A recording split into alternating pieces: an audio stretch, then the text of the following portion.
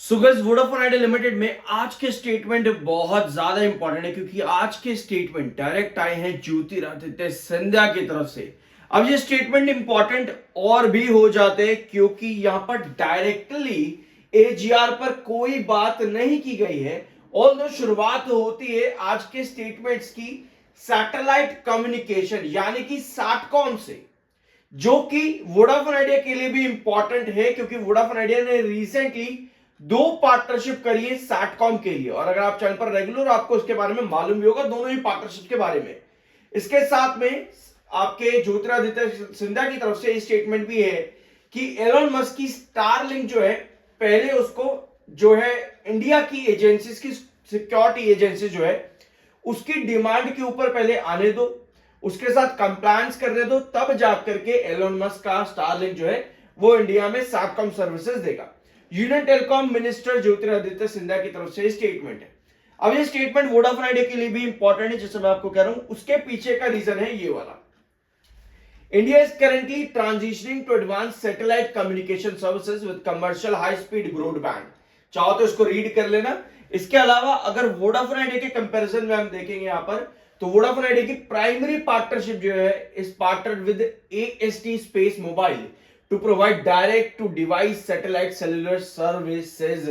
तो ये Vodafone idea के लिए आज का स्टेटमेंट पहला हो जाता है, सैटेलाइट कनेक्टिविटी के लिए बहुत ज्यादा इंपॉर्टेंट। ठीक है, अब आते हैं आपके अगले पॉइंट पर। इसके अलावा ज्योतिरादित्य सिंधिया ने और क्या क्या स्टेटमेंट दिए।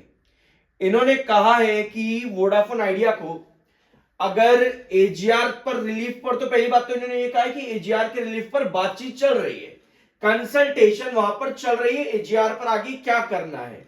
ठीक है, लेकिन अगर कंपनी को अपने ऑपरेशंस को स्ट्रॉन्ग करना है तो उसके लिए कंपनी के सीईओ को ही कंपनी के कॉर्पोरेट स्ट्रैटेजीज डिसाइड करनी पड़ेंगी।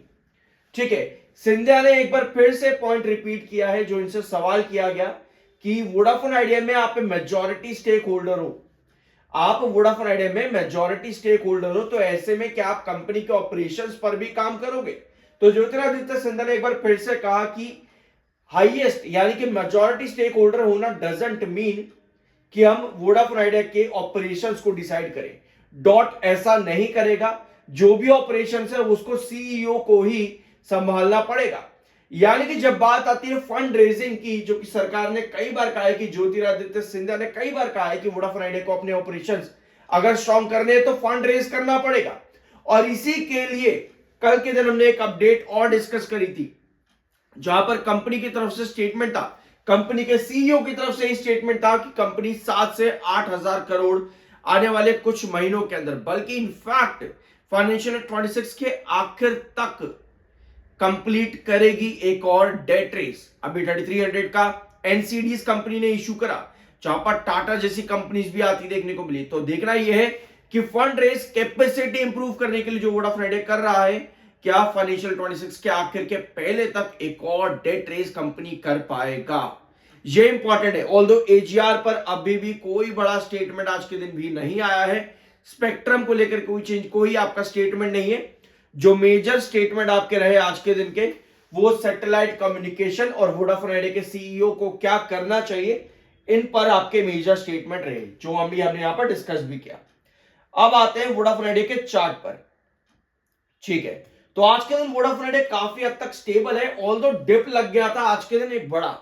इसके पीछे एक रीजन हम ये कह सकते हैं कि मार्केट में अचानक से गिरावट देखने को मिली।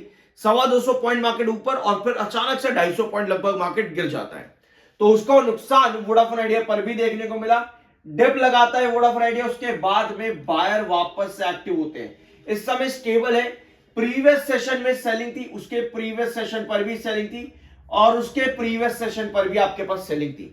11.20 ये आपका इंपॉर्टेंट रिस्ट्रिक्शन है। डायगोनल और आपका रिस्ट्रिक्शन ऑलमोस्ट सिमिलर पॉइंट पर ही था एक टाइम पर, बट अब आपका डायगोनल जो है वो शिफ्ट हो रहा है। जिस तरह से ये कंसोलिडेशन कंटिन्यू होता रहेगा फर्दर, उतना ही ये डायगोनल के शिफ्ट होने के चांसेस बढ़ रहे हैं। इसका मतलब ये है कि 12.20, सॉरी इसको 12.20 मार्क कर लेना, 11.20 ये वाला है। ये दो लेवल्स का कंसोलिडेशन बहुत इंपॉर्टेंट है। आपके वोडाफोन आइडिया लिमिटेड में एक अपवर्ड वेजिस पैटर्न कंटिन्यू कर रहा है पिछले कुछ महीनों से वोडाफोन आइडिया ने। तो इस अपवर्ड वेजिस पैटर्न के बाद में बनती है आपकी दो पोजीशन, जो कि हम डिस्कस भी कर रहे थे दोनों से। पहला आता है डायरेक्ट स्काई रॉकेट ब्रेकआउट, दूसरा आता है करेक्शन के बाद एक साइडवेज कंसोलिडेशन। ऑल्दो ब्रेकआउट 12.20 के ऊपर अभी तक नहीं आया है, क्योंकि कोई क्लैरिटी फर्दर नहीं मिल रही है कि एजीआर पर आगे क्या होने वाला है। वहां क्लैरिटी मिलती है तब तक मुश्किल है 12.20 ब्रेकआउट कर पाना। अगर क्लैरिटी आती है तो स्काई रॉकेटिंग हमको देखने को मिल सकती है, पॉसिबली। डिपेंड करता है कि किस तरीके का सॉल्यूशन निकल रहा है एजीआर पर, वो भी बहुत ज्यादा डिपेंड करता है। जैसे 4 से 5 साल का मोरेटोरियम या फिर 20 साल का टाइम फ्रेम, तो वो जरूरी है कि किस तरीके से वोडाफोन आइडिया को रिलीफ मिलेगा। ठीक है, सो अगर वोडाफोन आइडिया लिमिटेड यहां पर 12.20 इस तरह की पोजीशन क्रिएट करता है, तब हम उम्मीद करते हैं ब्रेकआउट की। ठीक है, अदरवाइज आपके पास एग्जिट प्रेशर बहुत ज्यादा आ रहा है बार बार 12.20 पर, जिसकी वजह से ये साइडवेज कंसोलिडेशन पिछले 5 सेशन से बना हुआ है। तो हमें जरूरत ये है कि कोई पॉजिटिव न्यूज आए जल्द से जल्द, ताकि आपका ये 11.20 और 12.20 का कंसोलिडेशन फेज ब्रेकआउट पर निकल सके। नीचे वाली जो डायगोनल है ये आपकी इंपॉर्टेंट बेस लाइन रही है, क्योंकि अपवर्ड एजिस पैटर्न है जहां पर दो डायगोनल होती है। ऊपर वाली डायगोनल आपको रिजेक्शन देती है, नीचे वाली डायगोनल आपको बेस देती है।